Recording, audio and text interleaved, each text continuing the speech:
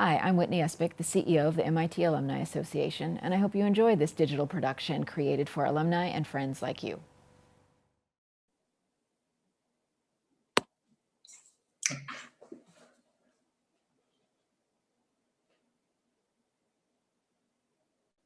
Good afternoon. Welcome to the MIT Faculty Forum hosted by the MIT Alumni Association. My name is Rob McCullum, and I will serve as moderator for today's presentation, The World According to Deep Learning and Second Wave AI. A little bit about me. I'm a science and technology writer for publications such as Nature, Scientific American, The Atlantic, The Nation, and Undark. I mostly write about artificial intelligence, biometrics, brain and cognition, infectious disease, and the science of violence. I was a Knight Science Journalism Fellow here at MIT from 2015 to 2016. As a reminder, we welcome your questions during this chat. Alumni joining us via Zoom can use the Q&A feature found on your toolbar. For those viewing on YouTube, you may add your questions to the comments field next to the stream. We also encourage you to tweet using the hashtag MIT Better World. We'll try to get to as many of these questions as we can. I'm so delighted today to introduce our featured presenter, Brian Cantwell Smith, the Reid Hoffman Professor of Artificial Intelligence and the Human at the University of Toronto. He's a professor of information, philosophy, cognitive science, and the history and philosophy of science and technology. Professor Cantwell Smith is a senior fellow at Massey College. He holds a Bachelor of Science, Master of Science, and Doctor of Philosophy degrees from the Massachusetts Institute of Technology. From 1981 to 1996, Professor Smith was a principal scientist at the Xerox Palo Alto Research Center and adjunct professor of philosophy at Stanford University. Professor Smith was a founder of the Center for the Study of Language and Information at Stanford University, the founder and first president of Computer Professionals for Social Responsibility, and president of the Society for Philosophy and Psychology from 1998 to 1999. From 1996 to 2001, Professor Smith was a professor of cognitive science, computer science, and philosophy at Indiana University. From 2001 to 2003, he was at Duke University as the Kimberly J. Jenkins University Distinguished Professor of Philosophy and New Technologies, and he's also in the departments of philosophy and computer science. Professor Cantwell Smith moved to the University of Toronto in 2003. Initially, he served as the Dean of the Faculty of Information from 2003 to 2008. And we're very pleased to welcome our distinguished alumni this afternoon. Welcome and good afternoon, Professor Cantwell Smith.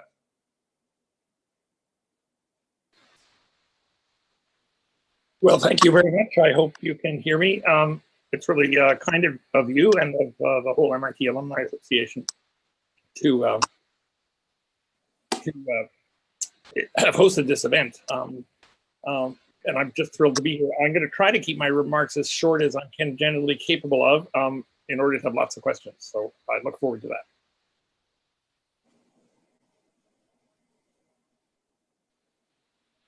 Thank you.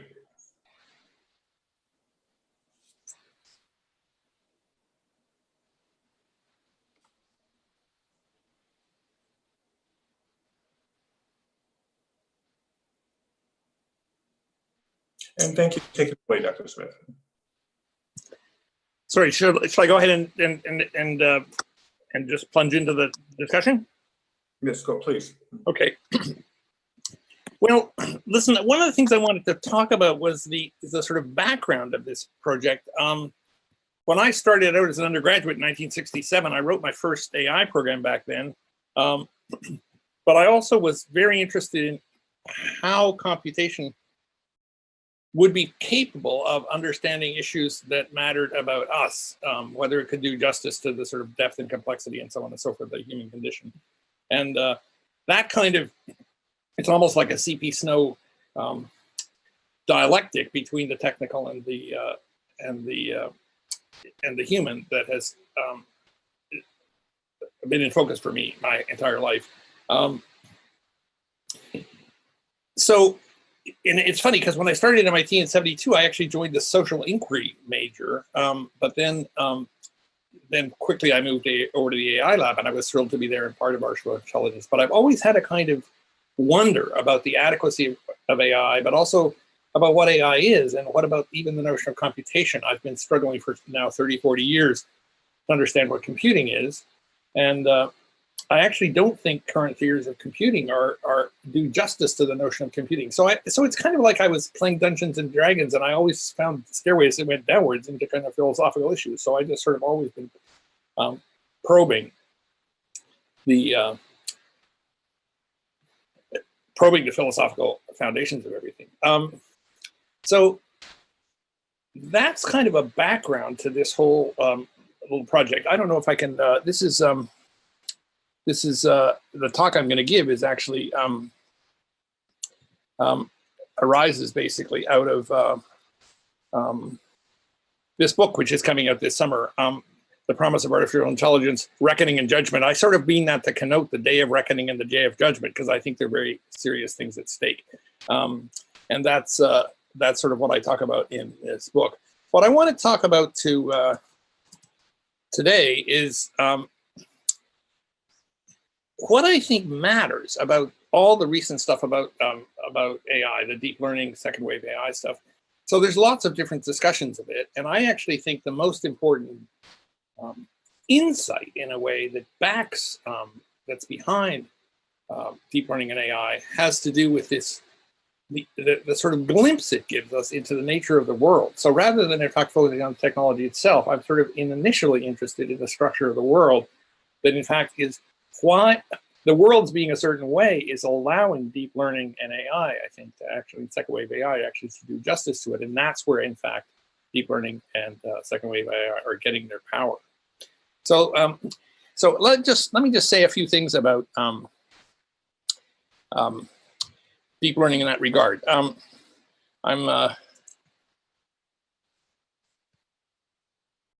Okay, so sorry, the technology here is maybe less than perfect. So here's the kind of picture of how deep learning systems and neural networks and so on and so forth. Probably those of you in the audience have actually seen these things, of sort of how they're characterized. There's input layers, and it goes through various hidden layers and the output layer. I actually don't find this slide, I mean, it's perfectly fine, but it doesn't actually reveal the kinds of things about deep learning that I'm interested in. Here's a slightly better characterization of deep learning, which is that deep learning is essentially a statistical method, a method for statistical classification and prediction of patterns based on sampled data. Now, often quite a lot of it. Deep learning is as much a big data phenomenon as it is anything else, using an internet-connected fabric of processors arranged in multiple layers. So actually that, I think, I mean, the picture is an example of that.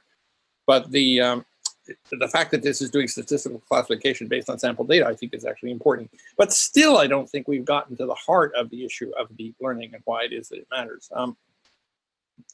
Here's a yet better, but I don't think perfect yet, characterization of deep learning. So GoFi, first wave AI, essentially, the stuff that I got born and bred on, and it actually was just in full flight, but in full flower at the AI lab when I went there first in 1972 and 73, called Good Old Fashioned AI by my dear and now departed friend, John Hoagland, or GoFi, as it got kind of universally known. One way to characterize it, people say, look, it was based on logic and so on and so forth. And that was sort of true, but logic, I think, wasn't as important to maybe as these facts about it, which is the conception of intelligence, which to some extent arose out of introspection on our part, was that intelligence was deep, many-step inference by a serial processor using modest amounts of information involving a relatively small number of strongly correlated variables. So in fact, if you think about, for all men, if X is a man, then X is mortal, and Socrates is a man, and therefore Socrates is mortal, and so on and so forth. Formal logic is extremely strong correlations. There's not and implies and so on and so forth, various forms of correlation. Proofs in first order logic can also often be quite deep. And some of the systems that we were building back then actually got fairly involved in pretty deep chains of reasoning. Deep learning is in some ways the opposite in 5 different dimensions. And this, I think, is interesting. It's typically shallow, a few steps of inference, basically, by a massively parallel process, not a serial one, based on massive amounts of information, not modest amounts of information, involving a very large number of extremely weakly correlated variables. And that stuff is actually consequential in terms of epistemology and also in terms of what it tells us about the world. Those two things in particular, the large number of weakly correlated variables, I think are facts that I want to talk about more.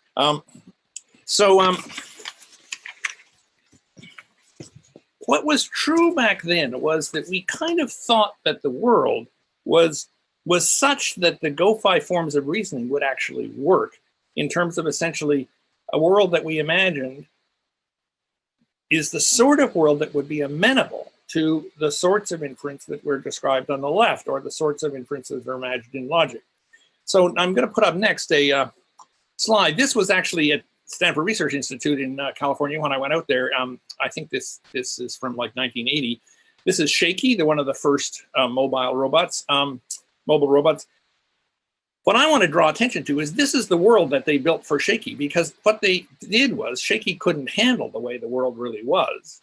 And so what they did was they built a world that actually was like what it was that those of us in GoFi thought the world was like. Namely, they sort of projected our idea of the world onto the world and made a world out of simple, discrete, easily describable objects.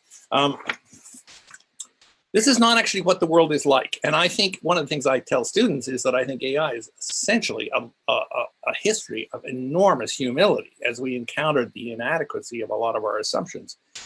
Here's a picture. Now, this is a pretty ordinary picture. I just picked it up randomly on the web. It's a picture of an environment. It's a room, and it's a basically almost empty room, like the room that we just saw for Shaky. And, you know, it's got two people in it and so on and so forth. But it's a tremendous amount more complicated than the world that we just saw. But not only is it a tremendous amount more complicated, what you're seeing this world, and you are actually not seeing what it's like, as it were, directly. You're not even seeing the two-dimensional projection of what it is that it's like. You're actually looking at that, and you're processing that image with your brain, which is a neuronal device comprising 100 billion elements with 10 to the 9th elements with 10 to the 14th interconnections between and among them, honed for the explicit purpose of actually dealing with human vision over 500 years of evolution. In other words, this is what arises in your consciousness when you see this picture is something that has been processed by a processor of complexity and sophistication that transcends anything we've ever been able to construct. So that makes me wonder, and in fact, I've talked to this artist friend of mine, what's the world like such that, in fact, we process it and it delivers to our consciousness a sense of a room with a man at the door and a woman standing not too happily by a window and stuff. So this friend, Adam Lowe, he actually painted a picture of what the world looks like before all that processing. And here's this picture. Now, this picture is actually a chapter in my book from a long time ago on the origin of objects. This, I don't know if you can see my cursor. I can see my cursor, but anyway, I hope you can. This is what he thinks arrives into our perceptual processes. Now, this picture I can parse so easily that I can't remember not being able to parse it, but not everybody can parse it right away. But if you can see, there's a person here about 3/4 of the way to the right. The head's up near the top. They've got two legs. They're walking. Their arm is here, and they're actually carrying a pail. The pail is around here with a bunch of things on it. They're arriving towards a door. Here's an open door. It's in the basement of his house. I've been to this doorway. Inside is a wooden box with scraps of wood and so on and so forth. And he's just walking by this door. And his sort of conceit, I mean, it's not a theoretical claim, this is a conceit in a way, is that we take images of this kind of complexity and turn them into things that are parsed for our minds, for our concepts. And here's a sort of way to describe this, which is if perception is computing function f, in other words, from a scene towards a conception of a scene, he has painted a picture of f to the -1 of a scene, so that when we apply perception to this scene, we end up with what it is that's the input to the perception in the other case. And that's basically what he comes to. Now, I'm going to stop this for a minute. Okay. So the world is not the way we imagined in the days of GoFi. That's basically the bottom line of this. The world is a mess. our ideas were clean and sharp and distinct and stuff, but the world itself was a mess, is a mess, will always be a mess. And the question is, how can an AI system actually deal with that mess? The conceptual structures of GoFi were inadequate to that mess. And I think that was really, to my mind, the ultimate reason for the defeat of GoFi, which is that the conceptual representations we used are inadequate to the world in which we deployed these systems. Now, there was a reaction to this, and it started pretty early. And one of the things that was one of the first reactions to it was, in fact, Rod Brooks, who was at the AI Lab, as you all know. So I'm actually going to put up a slide of some of his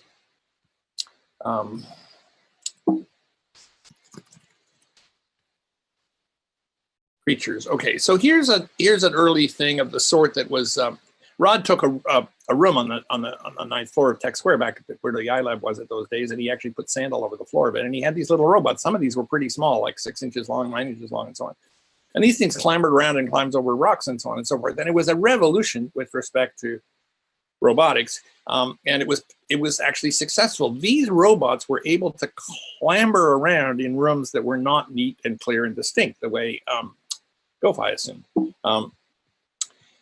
These robots went to the moon, and so on, as you can see. So there's 2 guys in there. These are obviously bigger than the ones he had on the 9th floor, but it's basically the same idea based on Rod's idea. And these things were the first robots that could deal with a world that was not a clean and distinct world of objects. But the thing about these things was that they dealt with this world in a rather striking way. They didn't reason in terms of clear and distinct categories. They didn't represent the world in terms of clean and distinct categories. So in that way, they made an advance in terms of the ontological assumptions over GoFi. But the thing is, they didn't reason at all. That's why they didn't represent in terms of clean and distinct categories, because they didn't represent the world. They were purely reactive behavioral robots. And this was sort of a, Rod Brooks won the Computers and Thought Award, Intelligence Without Representation, which made him famous and actually probably led him to being appointed director of the AI Lab at MIT and all this kind of stuff. Other people like David Kirsch wrote this paper talking about the sea change in AI. Today, the earwig, tomorrow, man, which was another extremely famous paper. Look at the first sentence on the abstract there. A startling amount of intelligent activity can be controlled without reasoning or thought. Basically, the attention in AI moved downward from conceptual representation, cryptarithmetic, and all of these kinds of stuff towards actually navigating the world, which was a mess. And so we got, this is a wonderful book. If any of you teach this kind of robotics, I mean, it's from roughly the same era, I think. Valentino Breitenberg's book called Vehicles and stuff. But you can see from the picture on the upper right that he showed how if you connect a vehicle to sensors and they attracted to light and you hook them up to wheels and stuff, the thing will steer around and actually produce remarkably intelligent seeming behavior, but it's still behavior. Now, behavior is not enough. And one thing that, in fact, led to, I think, the successes of deep learning and second wave AI was sort of, well, if we're going to get past behavior and get back to thinking, how can we actually get back to thinking that is not based on clear and distinct objects? So let's go back to these neural networks, which we saw before. Now, here's a metaphor for what I think we learned. I'm going to show you a picture. This is a picture of some islands in Georgian Bay where I have a summer house. I don't have it on these islands, but that's basically what it looks like up there. There's 30,000 islands. And this is a picture. They're pretty messy. You might think that these islands per se illustrate the inadequacy of clear and distinct concepts of the sort we imagined in GoFi for doing justice to the world. But this picture is in fact still a little bit GoFi-like, and it's like GoFi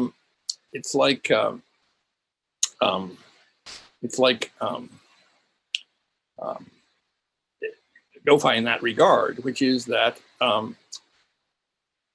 it's still essentially parsed into objects. What I want to show you next is, in fact, the same photograph. In fact, the photograph that I made this photograph out of, without the water without the boundary of the water demarcated. So look at the transition between this and the next picture. What this picture shows is the subterranean, the texture of what's underwater, the islands are. And the islands are revealed for what they are, as essentially outcroppings above the surface of the water that in fact connect a world of stunning complexity. And I'm going to end that. So the world, I believe, is like the picture of the submarine structure. The complexity of the world out there is like what's underwater there. And our concepts are just islands above the threshold of consciousness that, in terms of which we have words, in terms of which things are effable in the sense that we can actually articulate them. But in order to think, we have to deal with that, with the full complexity of that subterranean structure. And it's really that I think is the demand for our AI systems, is to how do you deal with that kind of subterranean structure. So if I recognize somebody like Rod Brooks or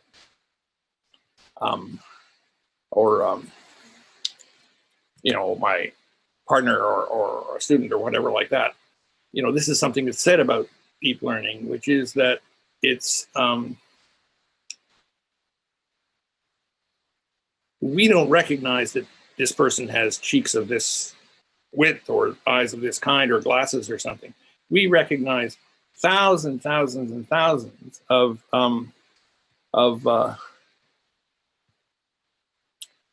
microscopic features, basically, which we process, and we get up to a higher level concept like this is Rod, or this is Trump, or this is whoever.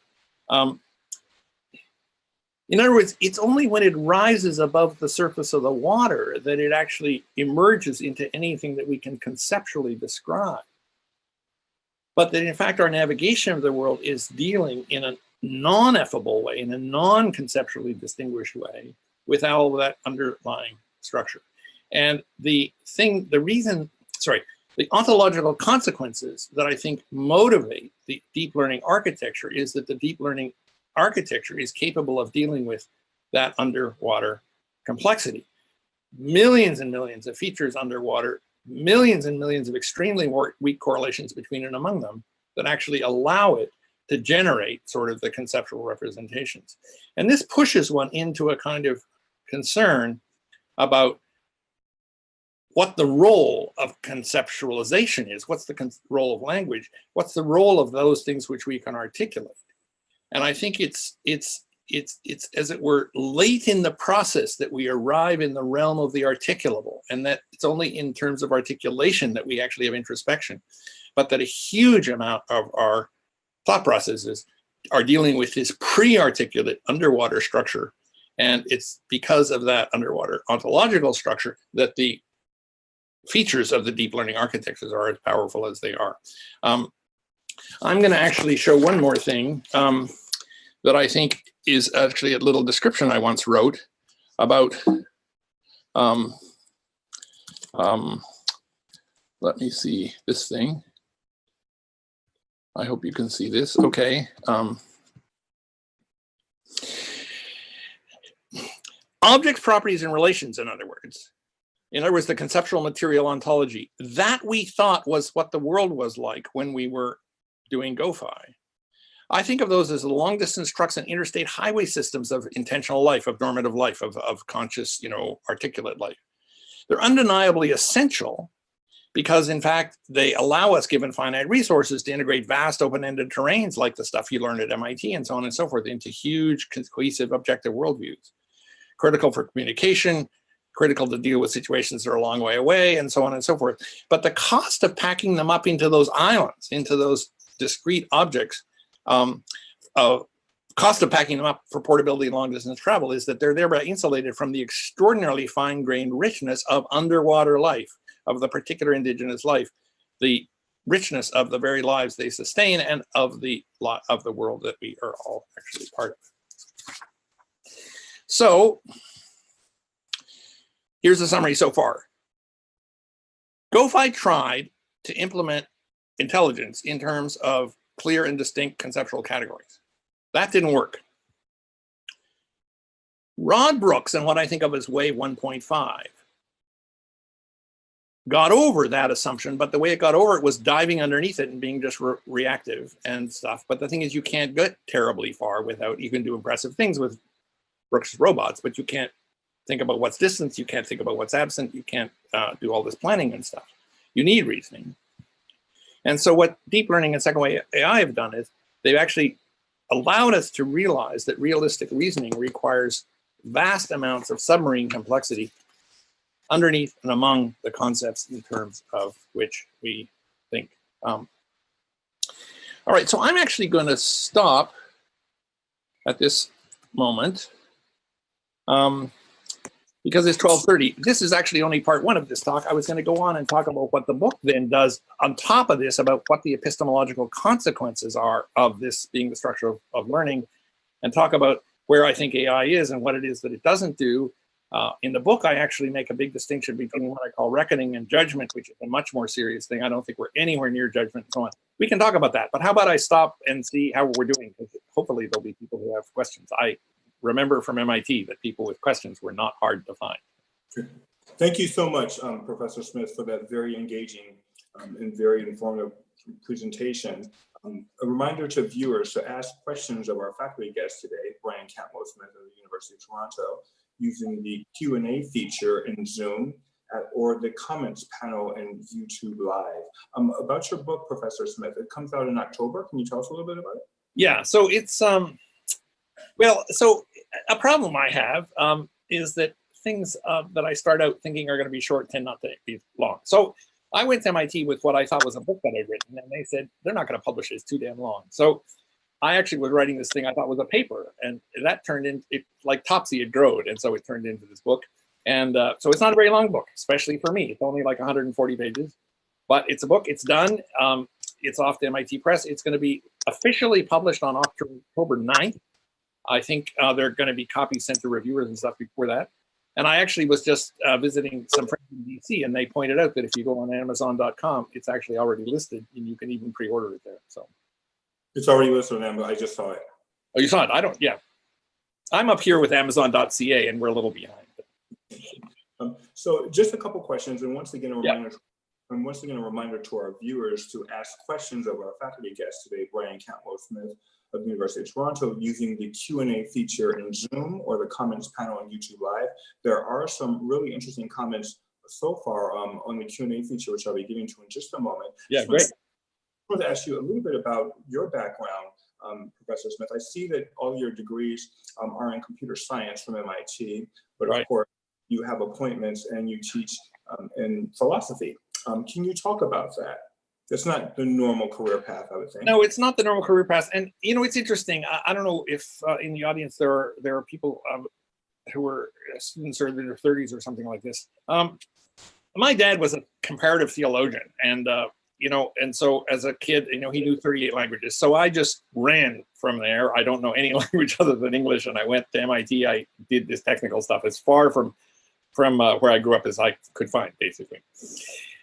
I think I've always been a little bit congenitally a philosopher in the sense that, you know, so here's a way to think of philosophy. Philosophy was the hallway originally. It was just the natural sciences. And I mean, it was natural knowledge.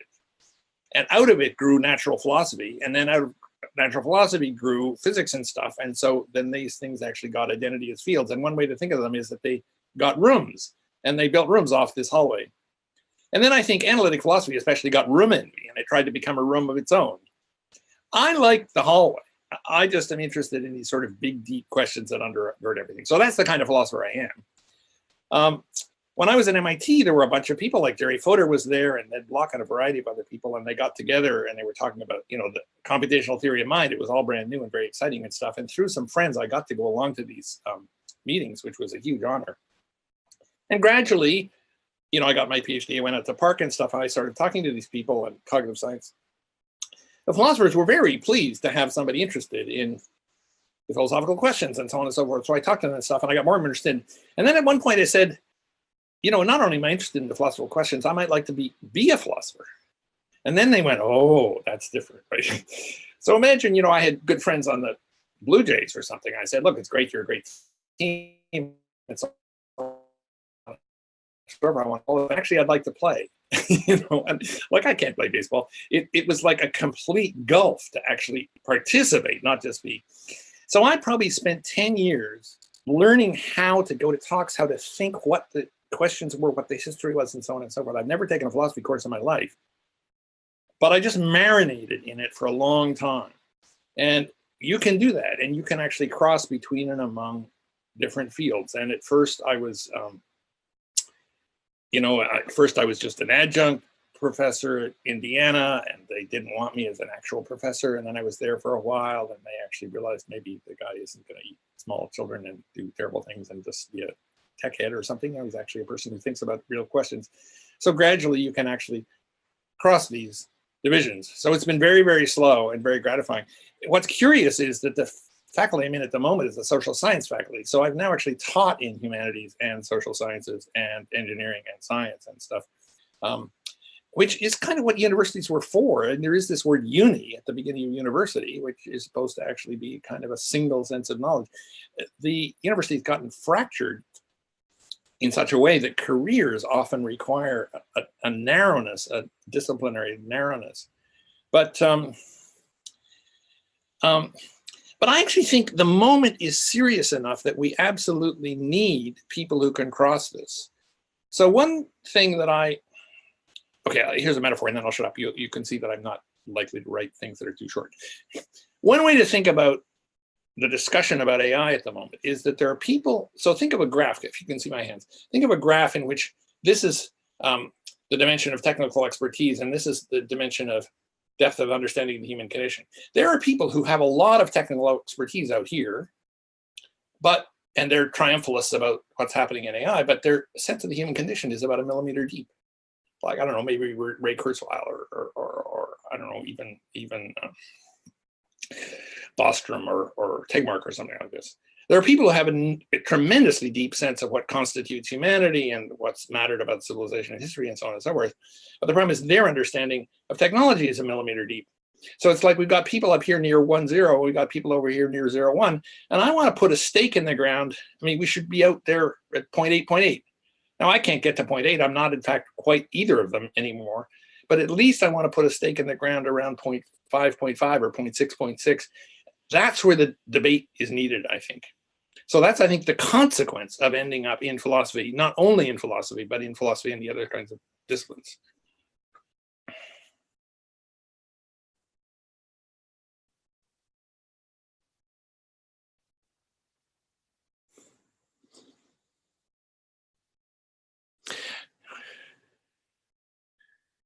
Sorry, I'm actually not hearing you. Oh, can you hear me now? There we go. Now I can, yeah. Sorry about that. I want to go to questions because there are a lot of questions. Sure. Alumni. 2 questions on the third wave of AI from Tony Lett and from Anthony Chang. What do you think a third wave of AI would look like? Well, okay, so I talk about that a little bit in the book.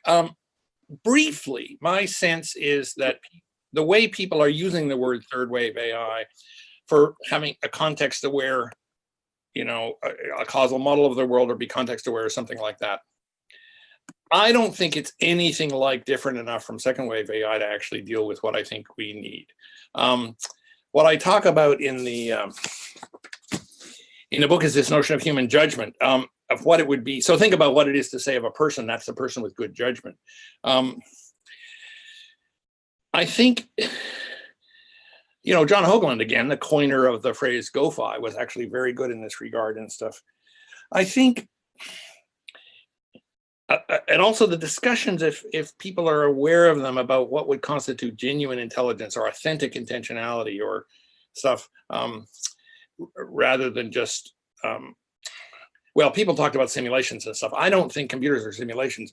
I think they're real, but I don't think they have anything like the depth of the understanding of the world that I think real human judgment need. So here's a couple of properties that I think, actually, maybe I can put this up, that I think a real judgment would require.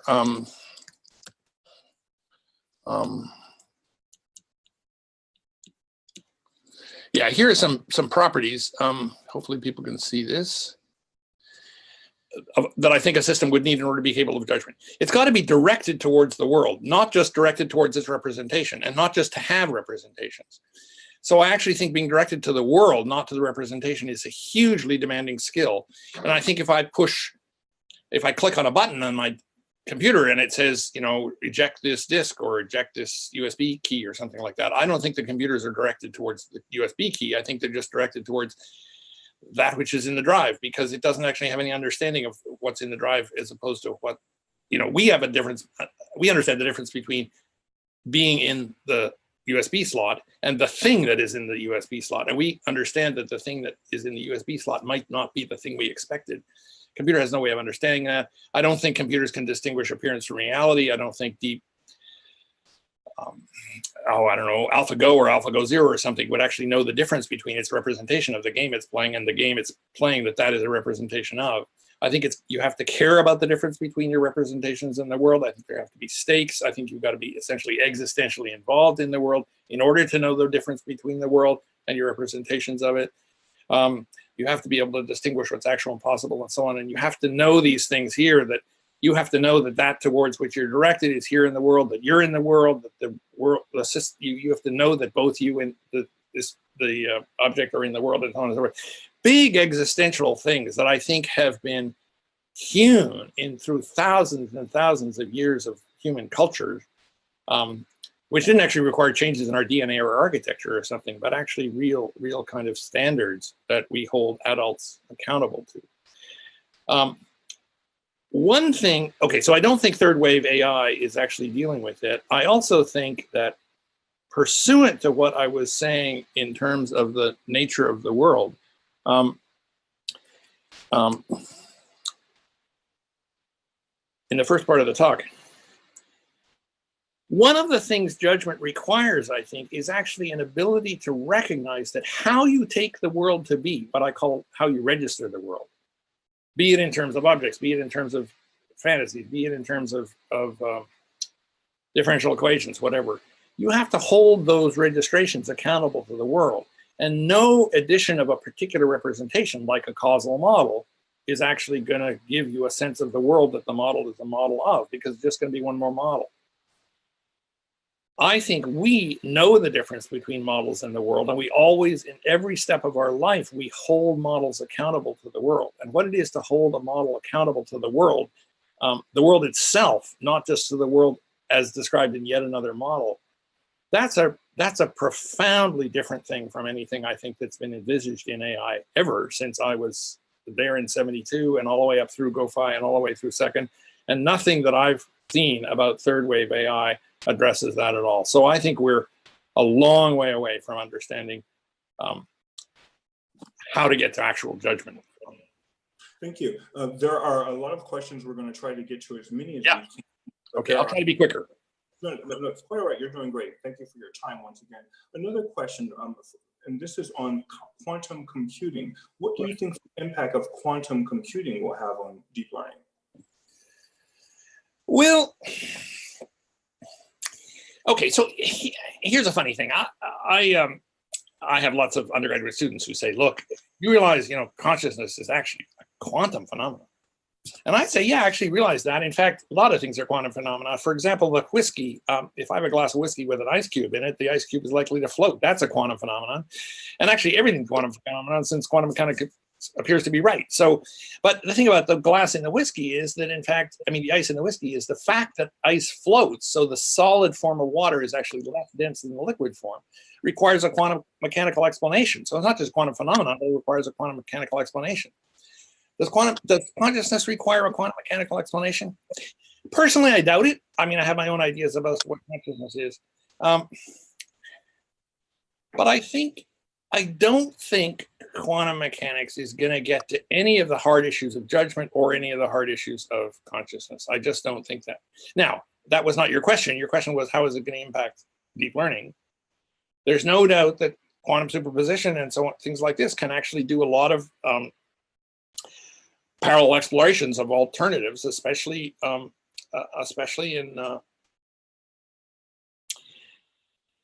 in problems which are sort of semi-neatly decomposable into orthogonal possibilities, because in fact you can superimpose them without actually needing a lot of interaction.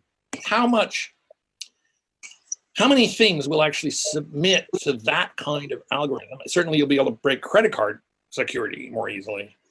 Is that going to have a conceptual impact on the problems that AI are going to deal with? I don't think anything about this kinds of stuff I'm talking about as existential commitment, stakes, and judgment and stuff. I don't think, yeah, of course we're going to use quantum. We already use quantum computers in one sense, in that they're all quantum mechanical. I don't think that the algorithms that come out of quantum mechanics will necessarily be irrelevant with respect to low-level search things and stuff, but it's not the heart of the beast.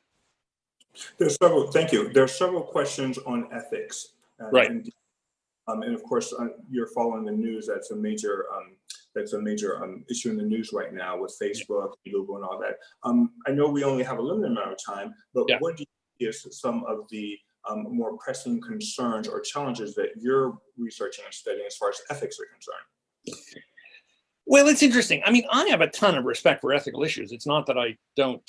It's not that I don't think they're serious. I'm not. Okay, so two things. I don't think ethics of AI is actually the entree into the most interesting issues about AI. I'm actually interested in what is AI, what can it do and what can it not do. If we understood what it could do and what it could not do, then we might be able to frame ethical issues with respect to it. But given that I don't think we actually have that, the cartography of the landscape of issue very well delineated, I think it's, who knows about I mean, there are a lot of complicated ethical issues about nuclear weapons and genetic engineering and so on and so forth. I'm not trying to undermine how complicated they are, but I don't think the ethics of it, I don't find the ethics of AI an entree into what I think are the serious issues of AI. It's sociologically, it's good because it brings people, it does a little bit of bridging between the pure technical kind of calculative kinds of inventiveness that are leading to lots of powerful systems and people who actually consider societal and ethical and human issues and so on and so forth. But it's just, I'm afraid it's a more popular than it is a deep issue. That's one thing. I don't know if I should say this, but anyway, I have a couple of PhD students who are working on driverless car companies, and we were having a drink one night, and I said, I figured out the trolley problem. You're at the top of a hill and your car goes out of control and you can't control it, and there's two roads and you can steer down one and the other, and on one of the roads there are a bunch of people talking about the trolley problem. And my student said, run them down without even knowing about the other thing. I don't think the trolley problem is the best way to get at the ethics of this kind of stuff. I don't actually think that ethical discussions are the right way to get at what cars are doing and stuff. My question about cars is, does driving a car require judgment, or could it be something that reckoning would be enough for? And of course, you're talking about self-driving cars, which I believe deep learning are the foundation of that. Well, people are assuming that deep learning will be adequate to, in fact, dealing with self-driving cars. I mean, I would actually have to get that whiskey if we were really going to talk about deep learning, but I mean about driverless cars, but yeah. Okay, and we have two questions around, once again, thank you so much for your time. No, it's great. There are two questions, including one from Eva, on how we as humans can interact with AI and what your feelings are about that. Well, okay, so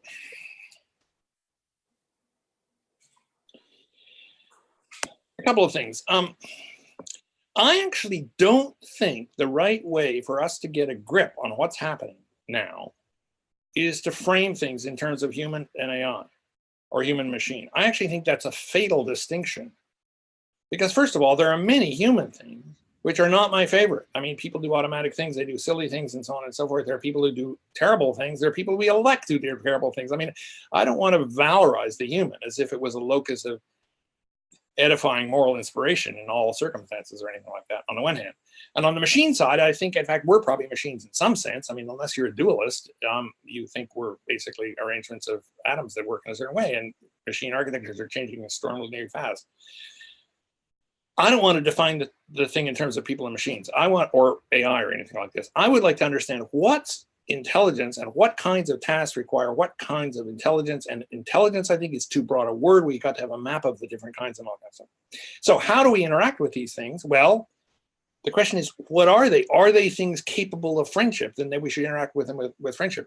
I'll tell you one thing I don't think we should do. I don't think we should interact with them without adequate conceptual grip on what they are, and basically take the fact that they've demonstrated some behavior, which in people would mean that this person has these properties, and so therefore we assume that this thing will have those properties, and interact with that way, and not only interact with it, but give it responsibility for things like deciding the, prison sentences or education for our children or something like that. In other words, we will misunderstand. I also don't think we should, in fact, take, which I worry about, that we shouldn't take what deep learning can do as a normative standard so that people should act more like AIs. In fact, one thing I ask my students, I say, look, if these machines are such good reckoners, what would it be for you to raise children and say to the children, look, you don't have to reckon about anything because reckoning is being handled by machines, just like they think long division is being handled by machines now. What would it be to raise the standards on what it is to be human so that we lift the human condition up to a higher level in virtue of that which the AIs can do? That's the kind of question that I think is interesting.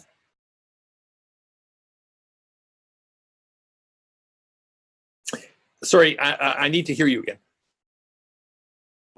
Hello, can you hear me now? Yeah, I can, thanks. Sorry about that. Yes, we have, this is a really fascinating discussion. We have almost 90 questions so far. I don't expect you to get to them all within the next few minutes, but here's another one, and this is from Ricardo Robles. He asks, what development in deep learning do you see beyond an increase in the number of elements or nodes? Okay, so if the question is, how do I think deep learning is going to advance past where we currently are? Right. I don't think that's the most important issue, basically, with respect to even deep learning itself. So any more than increasing the megahertz is going to profoundly change. I mean, yeah, it'd be nice to have a computer running at 50 gigahertz instead of 5. I think there are real issues. For example, think about my picture of the structure of the underwater terrain underneath those islands. One of the things that GoFi was really good at was compositional reasoning and such that you could, in fact, deal with negation and implication and all of this kind of stuff that we do so well in logic. But those concepts were laughably discrete and clean compared to the actual underwater structure.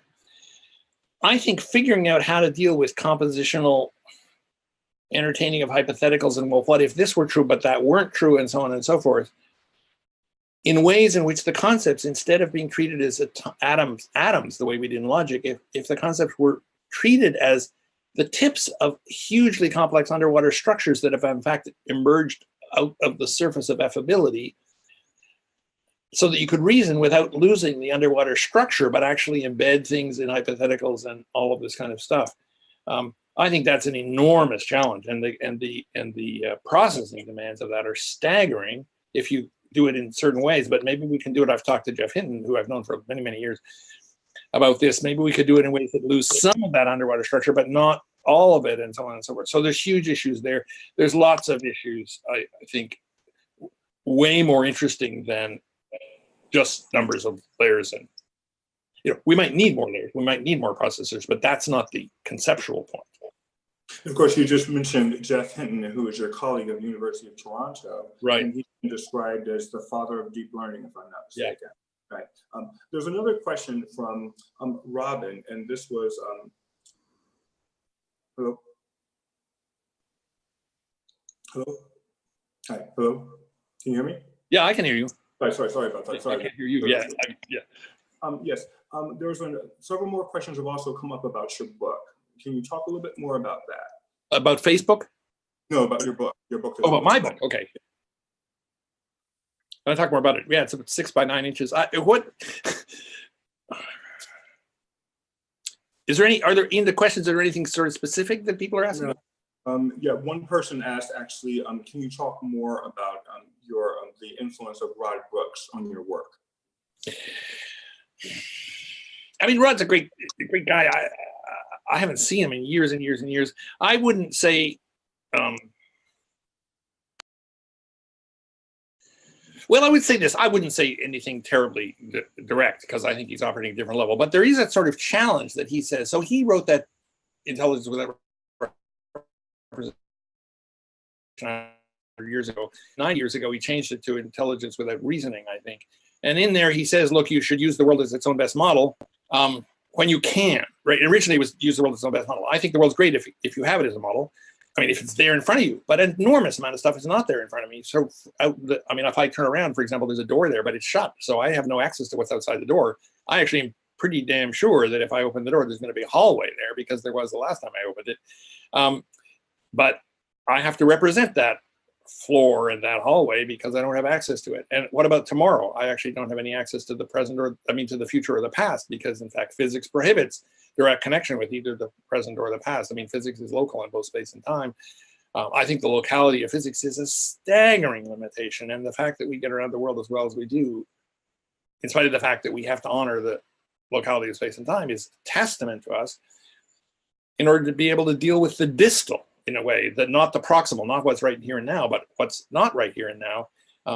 Think about Popper's, I think, wonderful claim that we think so that our hypotheses can die in our stead.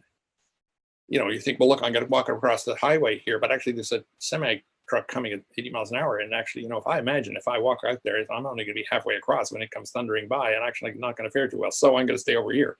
You can't check the world on that without running out there and dying. So anyway, Rod Brooks says, use the world when you can and only use representation when you can't. And I use that as a prompt in my undergraduate classes to say, well, that's a great challenge from Rod.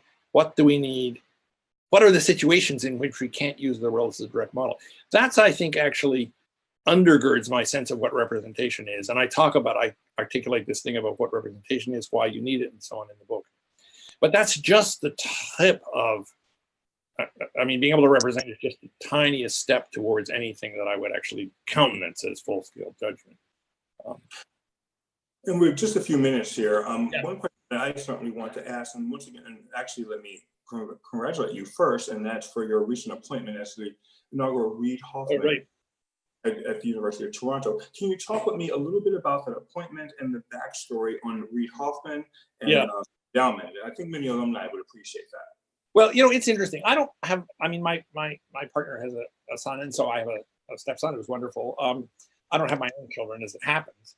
But I have put my heart into teaching for many, many, many years. It's one reason I think I haven't published as much as I should. And anyway, as it happens, in '89, I was teaching this course. A bunch of us started this undergraduate program. It's called Symbolic Systems, but it's really the cognitive science undergraduate program at Stanford. That's really what it is. We started this thing up, and a bunch of students were in there. And there was this guy called Reid Hoffman, and he was, you know, he was great, affable, very smart. I have an email from him from that class saying he was not going to get his assignment in on time because he had to do something else and so on and so forth. I don't think I could blackmail him with it, but anyway, I still have the record. So anyway, you know, I wrote him a letter of reference to go to Oxford to do a PhD in philosophy, and he went to Oxford, but after a year he said, this is not for me. He went back and, you know, became COO of PayPal and then started LinkedIn, and, you know, the rest, everybody on your audience knows more about than I. But anyway, a couple of years ago, I sent him a note and I said, look, this is fabulous. You've gone all this kind of stuff. Let's get together and talk about it. It's because I just wanted to congratulate him on this. And he said, well, what about all those books you were writing? You're supposed to have them all done by now, or something like that. And I said, well, you know, I would, but actually, you know, academic life is time consuming. And he said, well, maybe I can do something about that. So I'm enormously grateful to him. I mean, you know, you cast seeds in, it's like a farmer. You throw a lot of seeds out there when you teach, and they don't have to turn in anything that you're aware of and so on and so forth. I mean, that's not my NAS teach. But he came back and he said, look, he was very grateful and he would actually like to hold me to account of exactly the sort of holding to account that I actually believe in. So he gave this these funds to the University of Toronto for essentially what at Stanford we used to call a folding chair. It's a chair that will last until, for 6 years, and then I'll probably retire, and then the chair folds up. So I have a ton of thanks and respect and so on and so forth for him for doing that. I don't deserve it. It just was a magnificent act of generosity on his part. And people say, well, what does he require for this chair? And I said, well, it's not like there's anything written down what he requires, but he wants those books that I was talking about 30 years ago to get published. And so this book is a first little step towards that. Oops, sorry, I'm not hearing you again. Thank you so much. Can you hear me now? Yeah, I can. Thank you so much, Professor Brian Cantwell Smith. We've had an amazing discussion here. We had more than 90 questions, and obviously we didn't have time to get them all. Maybe we'll do a part 2 or something in the future, who knows? But you were a really fantastic guest, and we appreciate that. On behalf of the MIT Alumni Association, thank you for tuning in to this faculty forum online, and thanks to Professor Brian Cantwell Smith of the University of Toronto for joining us. Thank you to everybody who came along.